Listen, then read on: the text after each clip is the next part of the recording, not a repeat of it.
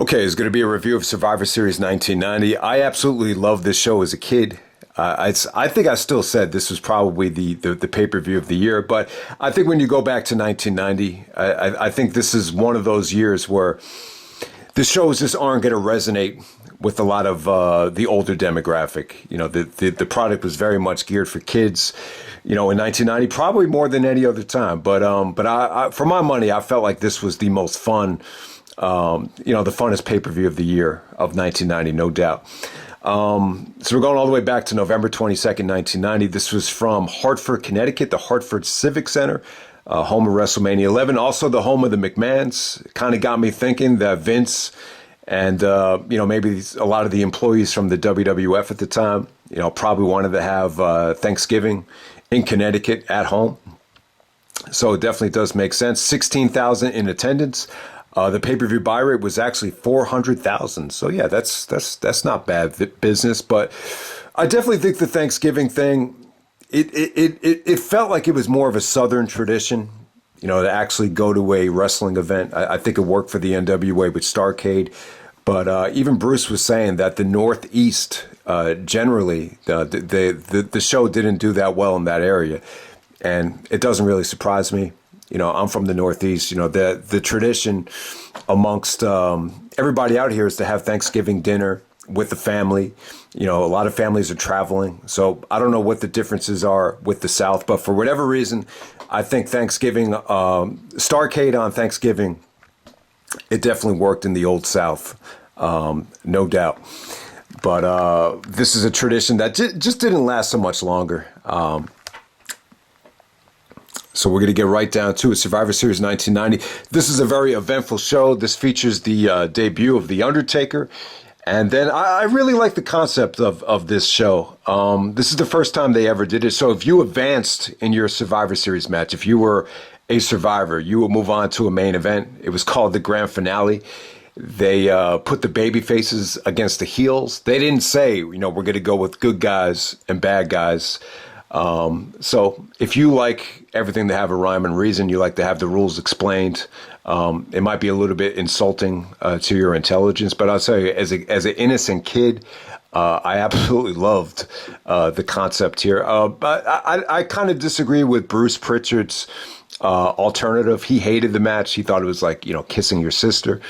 So his idea would have been to do a battle royal with all the survivors, and then you would have that one sole survivor. I don't like the idea. I'm not a huge fan of battle royals. Plus, we're 2 months away from the Royal Rumble. I think that's where you have your ultimate, you know, battle Royal Rumble. So I kind of thought this was a cool idea, but I get why it didn't really last. I think the only time they went back to something like this was Survivor Series 95. I think they did more of like a wild card with the baby faces and the heels where they actually mixed up the teams. So yeah, they never went back to this grand finale thing, but I thought it was actually really cool at that time. And they really could have had a lot of fun with this if you wanted to really, you know, do something special with Hogan and Warrior, but they didn't do that, which is understandable. But we'll get to it a little bit later. All right, first match of the night, we got the Warriors team. WWF champion, Ultimate Warrior. Let me touch on this now before I forget. You know, Warrior really deserves credit. You know, some people might knock him for this, but he really was the first one to really change the belts. I mean, before the spinny belt, before the smoking skull belt. Who's the other one that used to change the belt? Man. There's so many guys that wanted to have their own belt. But yeah, Warrior used to always change the color of the belt, like depending on what ring attire he was wearing. For this show, he actually had the white belt or the white leather. When he was IC champion, he used to have that bright yellow leather. So give Warrior credit. He really kind of thought that was actually his idea. I think he thought outside the box in terms of the championship belts. But yeah, you're putting all the Warriors together here. You got Hawk and Animal, the Legion of Doom. They used to be known as the Road Warriors. And then you got the Texas Tornado, Kerry Von Erich. I believe back in World Clash, he was known as like his nickname was the Last Warrior, something like that. He actually had a Warrior alter ego or something back during the World Clash days. That might have been just a nickname for him. And on Warrior's trunks, it said the only survivor. It didn't say the only warrior. A lot of people thought it was only warrior, which would have been like a diss to everybody he was tagging with. But no, it actually said the only survivor because it's Survivor Series. So I don't think he was trying to offend anybody. WrestleMania 7, that's a little bit of a different story. That was definitely a subliminal shot to Hogan and not being in the main event. But yeah, go watch WrestleMania 7 to see what I'm talking about with the trunks there. And they're taking on the Perfect team of Mr. Perfect and Demolition. Demolition has the masks with the nails coming out of it in the promos here. I guess because, like pretty much everybody in this match is wearing face paint. 6 out of the 8 actually wearing face paint here. I actually really liked this match. I thought it was a lot of fun. I thought it had great energy. They didn't really get a chance to cash in on a Legion of Doom Demolition feud, and they didn't do it here either. They were all kind of double disqualified here, which was kind of a theme you saw the rest of the night. Mr.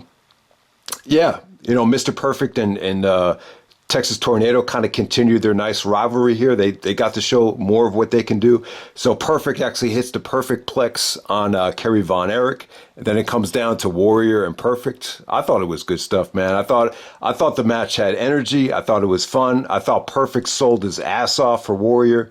He was in good hands with Mr. Perfect. I don't know why these two guys didn't wrestle more often, but it just definitely set a nice, energetic tone for the rest of the night. So good stuff there. One of the better matches of the night, no doubt. Next up, we have the debut of The Undertaker. We got the $1 Million Team. We got Ted DiBiase, the Honky Tonk Man, and Greg Valentine. And DiBiase actually does a beautiful job announcing The Undertaker from Death Valley. And he actually comes out with Brother Love, who's actually Bruce Pritchard. Bruce Pritchard's the one that, he really deserves a lot of credit for these podcasts with wrestlers taking off. Obviously Conrad has cashed in big time because of his, work with Bruce Pritchard on the Something to Wrestle For podcast. So shout out to them. They do a great job, no doubt. And they're taking on the Dream Team of Dusty Rhodes. So yeah, this was kind of a continuation of the fallout with Sapphire, the sweet Sapphire actually, selling out to the $1 Million Man. So you got Dusty. Dusty's kind of on the way out here. He doesn't even have the polka dots on here. You got Koko B. Ware out there. You got Bret Hart and Jim the Anvil Neidhart of the Hart Foundation. This is Bret Hart's coming out party.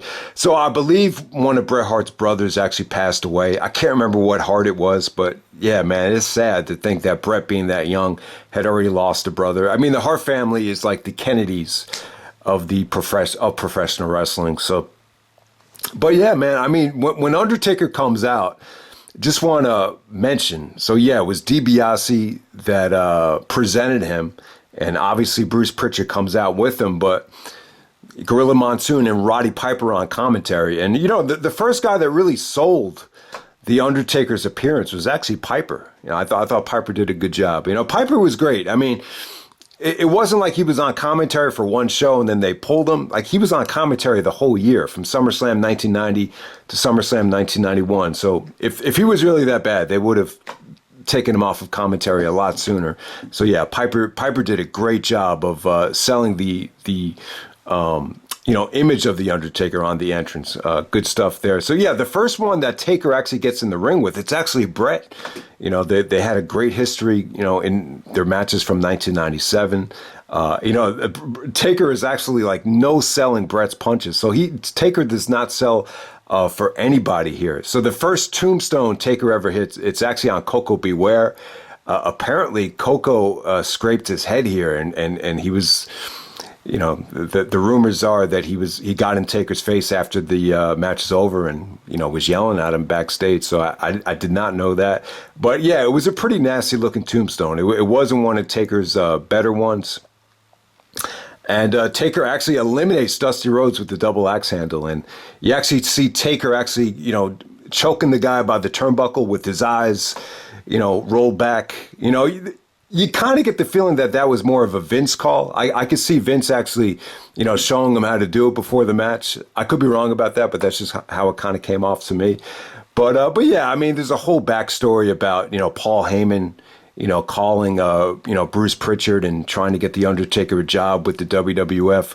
It's a long story. It's a huge story. I'm not going to get into it now, but it's just amazing. All the success that Taker had. Now that Taker's been gone for a couple years, like I finally kind of miss him. Like he really is my Shaquille O'Neal. Like with Taker and Shaq, like those are the two guys where I started watching wrestling like, almost as soon as Taker, debuted. It was probably a little bit shortly after this. And then when Shaq debuted, you saw that Inside Stuff special with Shaq during the 1992 NBA Finals. Like that's when I started watching basketball, like as soon as Shaq became a household name. So I feel like I have like just a unique connection with both of those guys. So, but yeah, man, Taker doesn't get eliminated here. There's actually a sequence where Dusty is actually, arguing with Bruce Pritchard, brother love. And then Taker actually chases Dusty to the back and gets counted out. So it's not like Taker does the job here or anything like that. But awesome stuff here between Bret and DiBiase. I mean, they rock the house. I understand that Bret and DiBiase had a discussion about the death of Bret's brother, and DiBiase worked really hard for Bret, and Bret said that it's one of his favorite matches, favorite moments, just because of how hard they worked and what DiBiase did for him to try to get him through the match. But it was really good. You could just see Bret Hart was still the best wrestler on this roster. In some ways, this is like the most athletic version of Bret that I think we've seen. I thought he looked that good. So just great stuff between them. You can definitely tell, like, Bret Hart really deserved the singles run at this point. And, DiBiase ends up schoolboying him at the end. And when Bret gets pinned, you can see him say, fuck. He just shouts out, fuck. But, give Bret credit, man. I know 7 years later was actually the Montreal Screwjob. And I know this is the 25th anniversary of the Screwjob and everything. But, give Bret credit, man. This just showed you he paid so many dues. Like, he's the best wrestler on the roster. And he's still, like, not, kind of getting the respect he deserves. Like, he's done a ton of jobs for a lot of guys. And he really did pay his dues. So give him a lot of credit. But yeah, DiBiase is the sole survivor, and he moves on to the main event. Next up, we got the Visionaries. We got Rick the Model Martel, the Warlord, Hercules, and Paul Roma of Power and Glory with Slick as a manager out there, taking on the Vipers. That sounds like a Randy Orton team name, taking on Jake the Snake Roberts, Superfly Jimmy Snuka. Snuka looked huge here, man. He looked more jacked up than the model here. Shawn Michaels and Marty Jannetty of the Rockers. Shawn looked great here. He looked more muscular and more athletic compared to last year. He actually takes the Flair bump. I'll tell you, he took that bump better than Flair ever did. He just looks so athletic when he takes it. He actually countered a power bomb from the Warlord into a Hurricanrana. So I really thought Shawn, looked great in this match. He definitely looked, he got a lot more time out there than Marty Jannetty. No doubt. But, all of the Visionaries end up going on to the main event here. All of these guys. What the match really did was it put over the model huge. This is Rick Martel's biggest push. I think the match with Jake is the match that he's most famous for. It was actually before this match when he took the arrogance spray and actually, infected Jake's eye. So in this match, Jake actually has the wide eye, where he's missing the pupil here. So, yeah, so that angle was actually on the barbershop before Survivor Series. But they did a great job building up to that. Jake actually gets eliminated by chasing the model to the back with Damien with the snake. There was a sequence where the referee was distracted by all the guys, and the model actually sprayed the arrogance at Jake again, and Jake just gets pissed and takes out the snake and runs to the back. It was good. It really did a good job of escalating the feud and the tension there. But it was a little bit cheap how all these guys were able to just go on to the main event there. So next up, you got the Hulkamaniacs of Hulk Hogan, Jim Duggan, Big Bossman, and Hogan's almost WrestleMania 7 opponent, Tugboat. And they're taking on the natural disasters of Earthquake, Haku, Dino Bravo, and the Barbarian. You also got Jimmy Hart and Bobby Heenan out there at ringside. Yeah, the match is a little bit cold for me. really not a lot to say about it. It felt like a lot of the fans were a little bit bored with Hogan's act. The only thing I could think of is, this being in Connecticut, it's probably one of the more frequent venues that's able to see Hogan. So it felt like the fans were a little bit, burned out from Hogan here. God, I mean, a lot of people hated the match between Hogan and Earthquake. I really didn't think it was bad. I actually thought they worked well together. Like, if you liked Hogan and Andre, I don't see how you couldn't like Hogan versus Earthquake. But I get it. Maybe it just hasn't aged that well or whatever. But in this particular match right here, Earthquake and Tugboat actually both get counted out. Both guys would go on to be tag team partners as part of the Natural Disasters. But, it comes down to Hogan and Barbarian. Barbarian does a lot of offense to Hogan. He's giving him a pile driver. There's double clotheslines. Hogan does a lot of selling for the Barbarian. But yeah, the fans just weren't that engaged when Hogan hulked up and gave him the big boot and the leg drop. Just pretty generic stuff. One of the weaker matches of the night. And then from there, you go to the alliance of Nikolai Volkov, Tito Santana, and the Bushwhackers taking on the Mercenaries of Sergeant Slaughter, Boris Zhukov, Sato, and Tanaka of the Orient Express. All right, so all of the Mercenaries, including Slaughter, they had the camouflage face paint, which looked really cool. Sergeant Slaughter, he actually cut a... the promo, I thought it went on way too long. The good thing is they have the music in the background, which I think helped. So that was a good call there, but he's going on and on and on. It's kind of an anti-American promo. He's actually, giving the president, he's actually giving President Bush advice. So this is before, we officially went to war in, against Iraq. And he's actually mentioning Saddam Hussein and everything. So, yeah, I mean, the problem with Slaughter here is he's just a horrible athlete. I don't know if he just wasn't ready yet, but his offense just looked lethargic, man. I mean, his physique is just not good. He almost has like a James Gandolfini-like physique. That's actually Tony Soprano. Tony Soprano was actually voted best looking guy in high school. He's not a bad looking guy, but he always had a weight problem, and his stature and his build is very similar. I don't know what it was, but every time Slaughter would give a guy, this is how he was beating the Bushwhackers. He was winning with very lethargic looking backbreakers. His clotheslines just looked like they didn't have any oomph behind them. The clotheslines just didn't have any.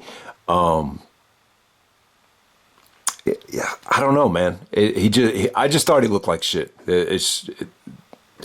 The one guy that really brought life to this match was Tito Santana. This might have been the best night of Tito Santana's life. I thought he was great here. His offense really woke up the crowd. He was explosive. He was athletic. The guy was underrated as hell. And I'm glad that he got his due and actually went on to the main event. The ending here was kind of crappy. They actually DQ'd Slaughter because of the interference from General Adnan and Mr. Fuji, but yeah, that was the right call. So they protect Slaughter. They're protecting their WrestleMania main event. They really did a good job of making Slaughter look strong as far as the booking. But Slaughter's offense was just, even for 1990, it was behind his time. He was wrestling like it was the 70s out there.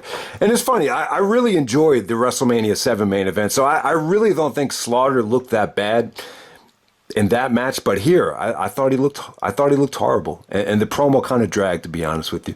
And then we move on to the main event. All right, so if you haven't noticed yet, Randy Savage is actually not wrestling on the show. He actually comes out and cuts a great heel promo on the Ultimate Warrior, kind of sets the tone. And then you had that whole gobbledygooker thing. A lot of people thought the gobbledygooker coming out of the egg was supposed to be Flair. Like I guess that was the rumor in the dirt sheets at the time, but. I don't know. It's not really an interesting thing. Don't want to get too much into it. But, a lot of people do consider that like a hidden Survivor Series moment or whatever. But let's get on to the main event. We have the babyface team of Hulk Hogan, the Ultimate Warrior, and Tito Santana. So I thought this was great exposure for Tito, just to be out there with Warrior and Hogan. Even though he was in the match for like a minute, it probably is the most famous match he was ever a part of.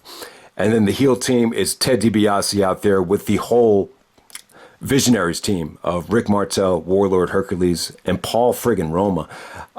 Yeah, that's kind of what sucks. Shawn Michaels actually got eliminated by Paul Roma, of all people, on that Power and Glory finish. But hey, they actually did, follow up on it, and the Rockers actually did beat them in the opener of WrestleMania 7. So a lot of these matches actually did have some cohesiveness to them, and there was a lot of continuity in terms of the build. But yeah, this was bowling shoe ugly, as Jim Ross would say. So Tito actually eliminates the Warlord with that flying elbow in like the first minute. So I'm glad that Tito got at least one elimination. But then DiBiase, he got him with that cutter on the rope, within the next couple of minutes. So, I was really hoping that, Tito got a little bit more offense here, because it was such a huge star-making potential match for him. But, you could just tell, like, not a lot of effort was put into this match in terms of, making it special.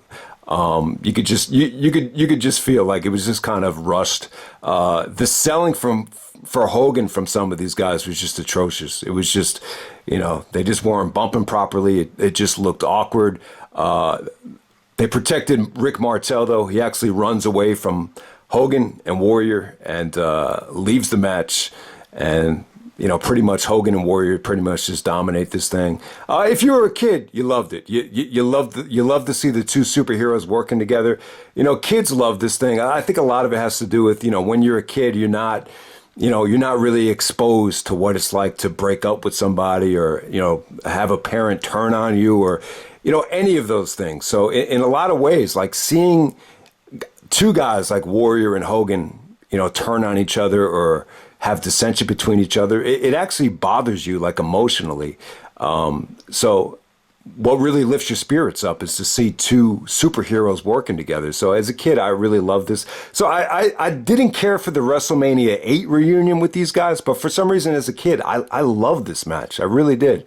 I can't explain why. Like, if someone were to ask me, like, how can you like this much more better than that? I just don't know why. But looking back on it, I think this would have been something cool.